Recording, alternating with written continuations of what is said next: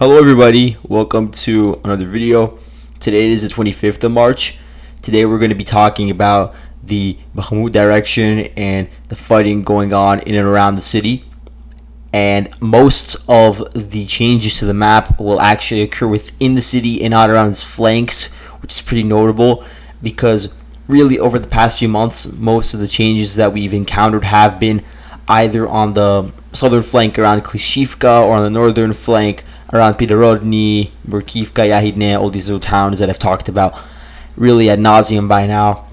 But this last update that I'm going to do, which really covers like the past week of fighting, is really going to be focused on the situation within the city itself, and that indicates maybe a shift in the Russian strategy or tells us a lot about Ukraine's tactics as well. So let's get into this by talking about the situation in Ivanivske.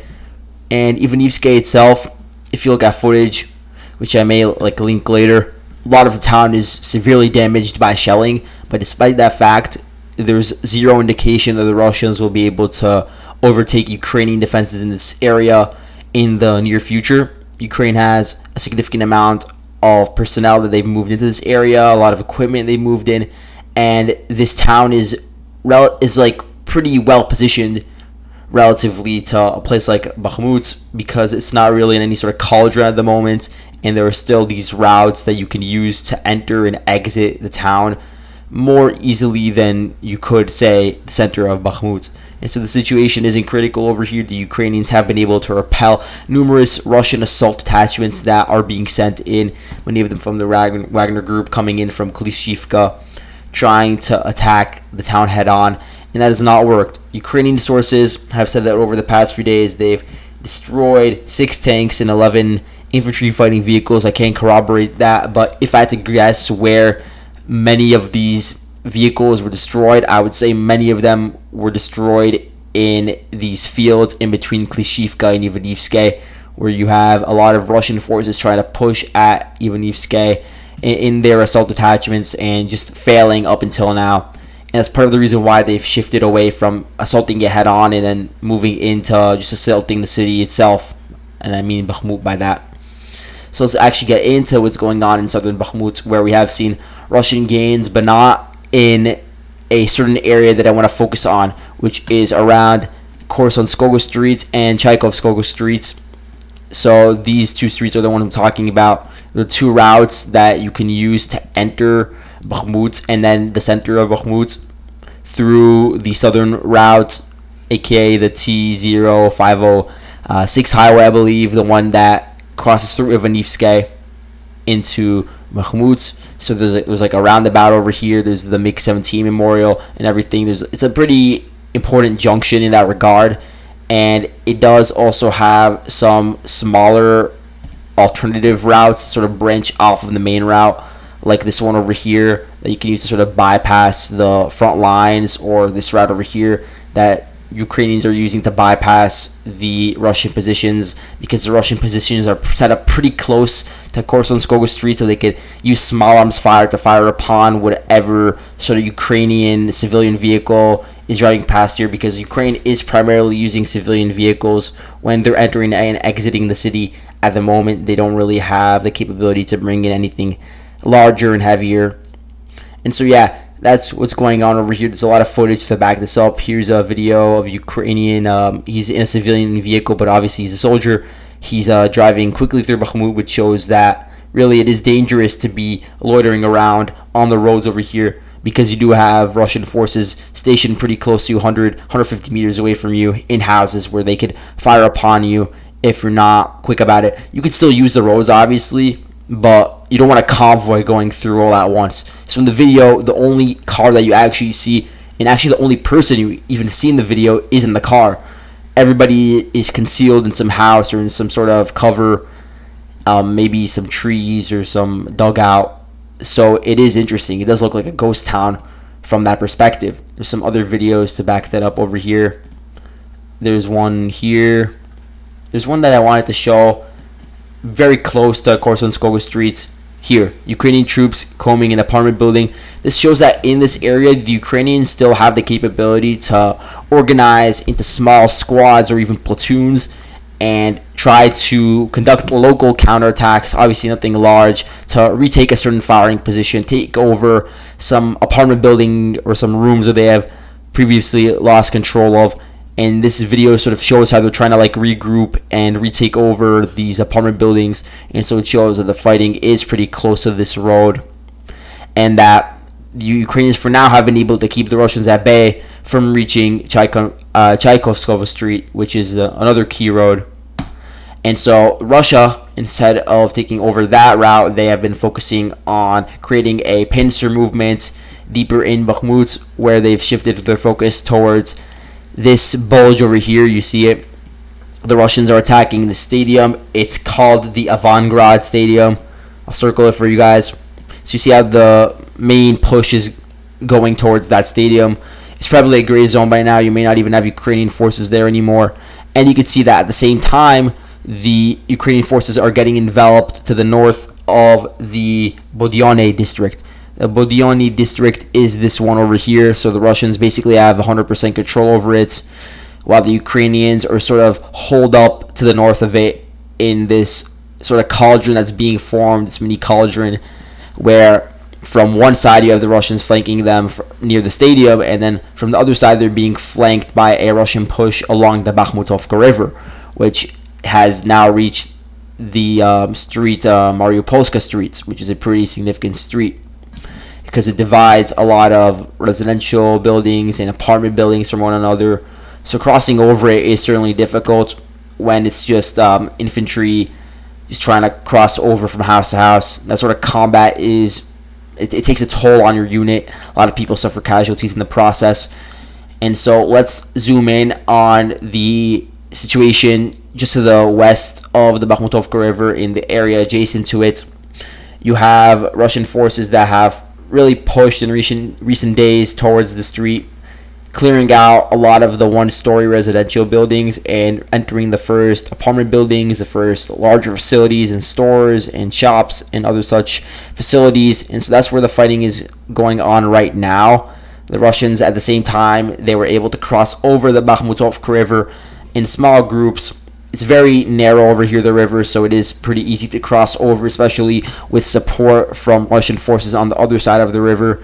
And so this combined force was able to take over the soccer field, this school. I think this is school number 5 in Bakhmut that was taken over. And at the same time, they continued their advance adjacent to the river, taking over some other facilities, warehouses, other such buildings and structures that are important as firing positions, because in the context of the city, taking over any sort of firing position could be advantageous locally and then on a wider scale if you build off of that. So now the front line is near these stores over here, and perhaps they've already advanced past them since the recording of this video. And you could see how the Russians are now pushing, and they're pushing with this like big thrust in the direction of the center of the city. And so this could really disrupt the Ukrainian plan of building up a large formation and fortifications within the center of the city that could resist for a long time. So instead of trying to encircle it, they're maybe trying to attack it head on, because they have obviously their forces that are fighting along the river trying to pin down Ukrainian forces there, and at the same time they're moving some of their assault units in the direction of the center of the city, just clearing out house by house. And there's actually Russian soldiers that have talked about this with Russian media, and they describe how Ukraine is trying to respond to this Russian attack that's going on within the city itself. And what they're saying is that the Ukrainians do actually still have some infantry fighting vehicles within the city. One example was a BMP-2 amphibious infantry fighting vehicle that was located, I think, to the south of Mariupolska Street, around the Sobachivka district. And for a few days, it was just conducting these like shoot and scoot attacks on the Russian positions, and it was preventing the Russian assault detachments from advancing from their positions in one house to the other. And that actually bottlenecked the entire sort of operation or entire offensive in that area for 2 to 3 days. And it was only after you had some like suppression of that infantry fighting vehicle by the infantry in tandem with the artillery that the Russians were able to advance. And so the Ukrainians, they don't have that much sort of heavy equipment or vehicles that could be used in combat over here, but the ones they do have, they're trying to use them efficiently. Same thing with mortars. The Ukrainians, obviously, they have some sort of shortage of shells and ammunition within Bakhmut especially, but despite that fact, they're trying to ration it to the best of their ability, and the shells that they are firing they're at least trying to be more precise and more efficient with them. And so this counter battery fire is one of the main reasons why the Wagner Group has not been able to advance past Mariupolska Street yet, and why they're sort of stuck over here trying to grind through the Ukrainian firing positions. So now let's go up north to the northern part of Bakhmut, where I want to talk about the Wagner Group taking over this key fortification, and I'll explain the significance. So beforehand, the front line looked more like this, where the Ukrainians, they still technically had control over some facilities and fields that were located to the east of this road, Trudova Street. And so this was really their forward positions, and now the Russians have been able to clear out most of these positions. There were some dugouts, trenches, and different Ukrainian firing posts set up in these areas. And there's actually here one video of the Wagner Group shelling the garage cooperative.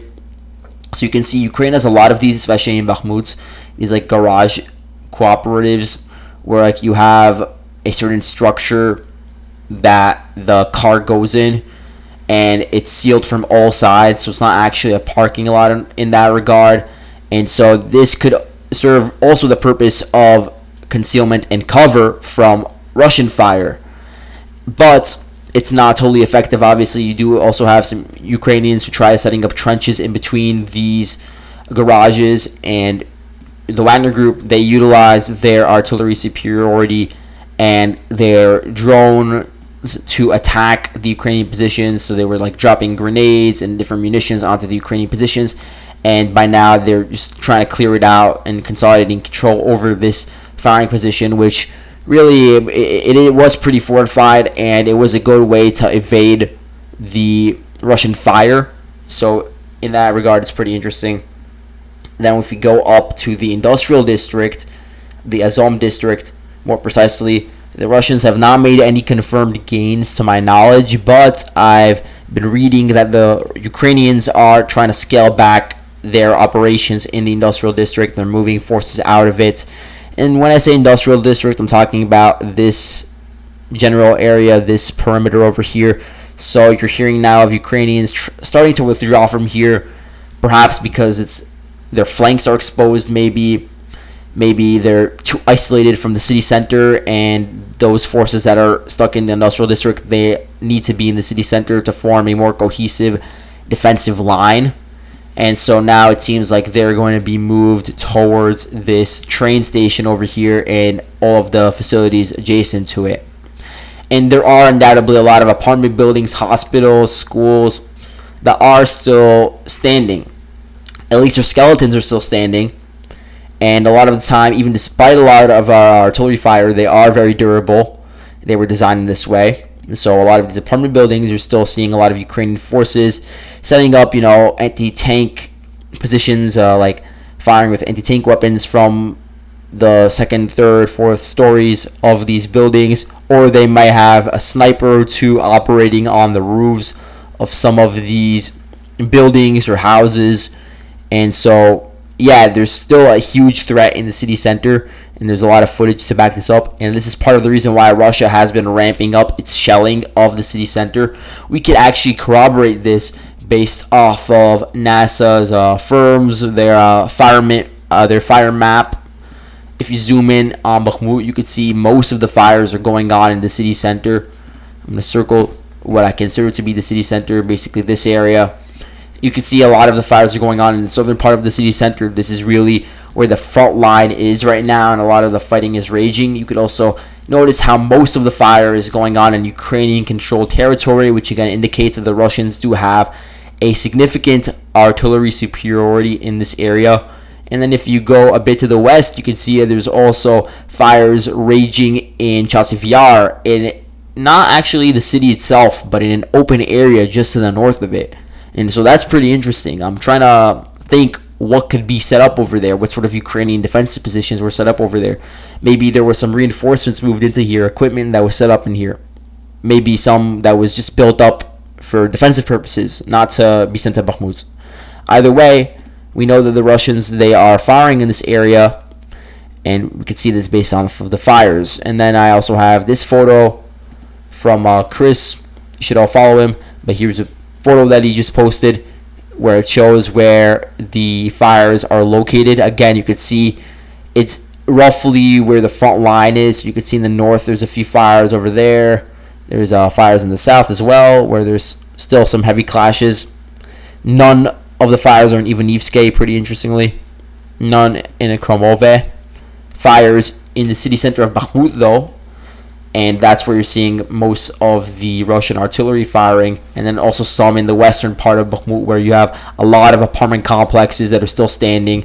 A lot of Ukrainian electronic warfare, drone crews, and just their forces in general are operating in the basements of these apartment buildings, and they sort of serve as a barracks for them at the moment. So it is still important to take a look at that.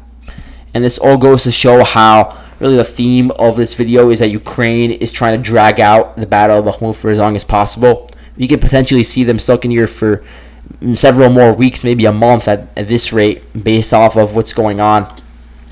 And this is not to say that there's going to be a counteroffensive, because I have seen from a lot of Ukrainian sources that they are trying to get this momentum online of people trying to say that there's going to be a counteroffensive, and a lot of people are trying to spread this idea. It could just be a diversion for to sort of throw the Russians off, so they focus on securing their flanks and they don't necessarily attack the city head on anymore, which will give the Ukrainians more time to hold out in the city.